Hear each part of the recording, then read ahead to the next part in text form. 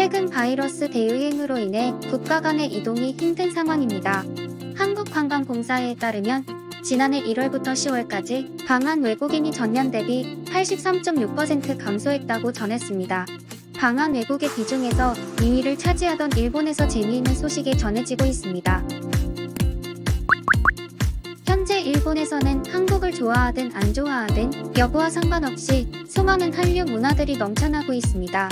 매일 보는 TV 드라마에서는 사랑의 불시착과 이태원 클라스 등 한국의 드라마가 나오고 바이러스 예방을 위해 이제는 일상이 되어버린 마스크도 KF94 마스크가 인기를 끌고 있습니다. 이뿐만 아니라 유행에 가장 민감한 10대의 여고생들에게는 한국의 교복 스타일이 유행처럼 번지고 있습니다. 한국으로 여행을 갈 수 없지만 한류 열풍은 이전보다 더 강하게 불고 있어서 일본의 한류 팬들은 사랑의 불시착이나 이태원 클라스 등의 드라마 촬영지를 망상 여행하고, 이렇게 한국 여행을 좋아하고 한국 여행을 많이 다녀봤던 사람들끼리 모여서 여행이 자유로워졌을 때를 대비해서 서로 한국 여행의 정보를 공유하고 언제쯤 한국에 갈 수 있을지를 토론하고 있습니다.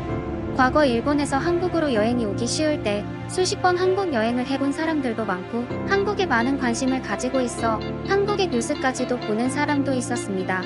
그래서 다른 일본인들보다 훨씬 더 한국에 관해서 많이 알고 있고, 글을 읽다 보면 한국 사람이 쓴 글인가 싶었던 댓글도 많았습니다. 하지만 이곳에도 혐한을 조장하는 사람들이 악성 댓글을 남기기도 하였지만 대부분의 사람들은 그냥 무시하는 반응을 보였습니다.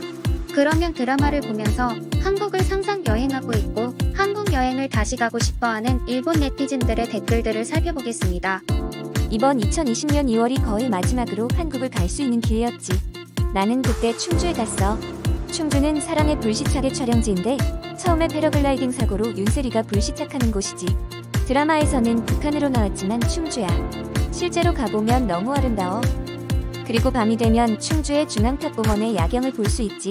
일본식 탑과는 다른 느낌이고 조명으로 인해서 더 로맨틱해. 가장 기억에 남았던 곳은 무지개 다리라는 곳인데 서단과 구승준이 키스를 했던 곳이야. 한국도 코로나로 인해서 관광객이 많이 없었기 때문에 그곳에는 나와 몇몇 커플들밖에 없었어. 언젠가는 기회가 된다면 한국에 남자친구를 만들어서 꼭 다시 가볼 거야. 정말? 나는 2019년 연말에 출장 때문에 가서 연말 휴가로 며칠 더 지내다가 왔어. 부산으로 가는 출장이어서 남포동에 8일간 머물고 개인 휴가로 해운대에서 일주일간 지냈어. 조금만 더 일찍 갔으면 부산 불꽃축제도 볼 수 있었는데 불꽃축제는 못 봤어. 하지만 새해의 카운트다운은 부산에서 했지. 내가 머물렀던 호텔의 옥상에서 새해 불꽃놀이도 볼 수 있었지. 광안리에는 바다를 가로지르는 다리가 있는데 그 다리가 예쁜 조명으로 빛나고 수많은 불꽃들이 하늘을 수놓았어. 너무 예뻐서 추운지도 모르고 계속해서 보고 있었지. 그때는 한국으로 다시 여행을 못 가게 될지 상상도 못했는데 말이야. 언제쯤 다시 갈 수 있을까? 나는 불과 몇 년 전에 한국의 전주로 여행을 갔었다.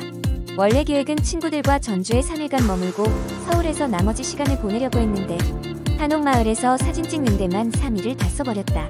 그리고 맛있는 식당들이 너무 많아서 먹고 또 먹느라 시간이 부족했어. 그래서 예상했던 일자보다 전주에 더 오래 머물렀다. 하지만 후회하지 않아.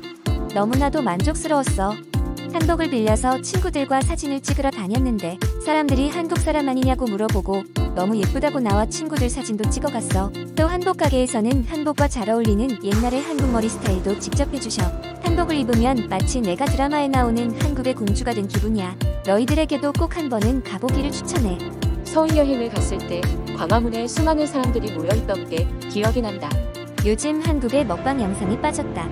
시노쿠보에 가면 대부분의 한식을 먹을 수 있긴 하지만 나는 진짜 한국의 음식이 먹어보고 싶어. 일본에서 만든 한국 음식 말고 말이야. 내 한국 친구들이 일본에서 만든 한식과 한국에서의 한식은 엄청나게 다르다고 했어. 한국을 왜 좋아하는지 모르겠다. 나도 한국 여행을 가봤다. 나는 혐한이 아니야. 그런데 한국의 사람들은 길거리에 아무렇게나 쓰레기를 버리고 침을 길바닥에 뱉는다. 그런 더러운 곳을 다시 가고 싶다는 너희들을 이해할 수가 없어. 그런 사람들은 어디에나 존재한다. 일본인이라고 해서 다르지도 않다. 관광객이 줄어든 지금도 일본의 길거리는 쓰레기로 넘쳐나고 있지. 이것은 누가 버린 것일까? 나는 요즘 한국어 공부를 하고 있어. 한국어에는 일본의 한자가 많아서 배우기도 쉽다. 발음 배울 곳이 없어서 한국의 드라마나 영화를 보고 배우고 있는데 공부하는 걸 까먹고 그냥 계속해서 보고만 있는 날이 더 많은 것 같아. 유튜브에 가면 한국어를 가르쳐주는 곳이 많아. 쉽게 알려줘서 금방 배울 수 있을 거야. 힘내.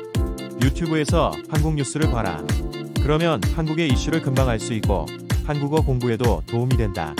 가장 정확한 발음은 아나운서가 하는 것이지. 그리고 한국의 YTN 뉴스를 틀어놓고 맥주를 마시고 있으면 한국 호텔에 가 있는 기분이 된다. 서울은 너무 복잡해. 지하철 노선만 해도 수십 개가 있고 나를 길치로 만들었지. 부산은 지하철이 단순해서 좋아. 그리고 수많은 길거리 음식들도 있고 서울보다 물가가 싼 편이야. 부산을 추천해. 저렴한 호스텔도 많이 있어. 남자 혼자서 한국에 여행을 가면 대부분의 사람들이 이상하게 쳐다본다. 이해할 수가 없어. 나는 한국의 드라마를 좋아하는 것도 아니고 아이돌을 좋아하는 것도 아니다. 단지 한국의 그 분위기가 좋아. 웍자지껄하고 활기찬 느낌. 그래서 단지 한국에 가서 한국인들처럼 밥을 먹고 술집에서 가서 술을 마시고 이게 다야. 하지만 아직까지도 많은 일본인들이 이상하게 생각하는 것 같아. 딱히 주변 사람들에게 뭐라고 대답해야 할지 찾지 못하겠어. 한국도 코로나 잡기에 실패한 거야? 어차피 못 막는다면 여행이라도 풀어줬으면 좋겠어. 코로나를 못 막았다고 하지만 일본의 3분의 1 이하야. 한국의 인구 밀집도를 생각한다면 그들은 정말 잘 대처하고 있는 거야. 너희들은 일본에서 돈을 벌어서 한국에서 돈을 쓴다. 너희 같은 사람들은 일본에 도움이 되지 않습니다. 그냥 일본을 떠나주세요. 내 수익들은 시대를 따라오고 있지 못하는 것입니다. 한국이라고 해서 무작정 비난하다니. 여행을 가는 것은 나의 자유입니다. 나는 일본에 세금을 꼬박꼬박 잘 내고 있고 한국에 여행을 가는 것은 온전히 나의 개인의 취향일 뿐입니다. 채팅 앱을 통해서 알게 된 친구들이 한국에는 아직도 반일 운동을 하는 사람이 있다고 했다. 한국 친구들이 그들은 사회에서 열등한 사람들이고 소수의 임원들이라고 했다. 하지만 일본의 국기로 장난치는 것은 너무나도 싫어. 한국인들은 원래 그렇다. 아주 오래전 이야기들을 꺼내와서는 없는 이야기들을 지어내지. 국제사회에서는 한국이 일본을 트집잡고 괴롭히려고 하는 사실을 다 알고 있다. 한국인의 열등감은 유전자에 담겨있는 게 아닐까.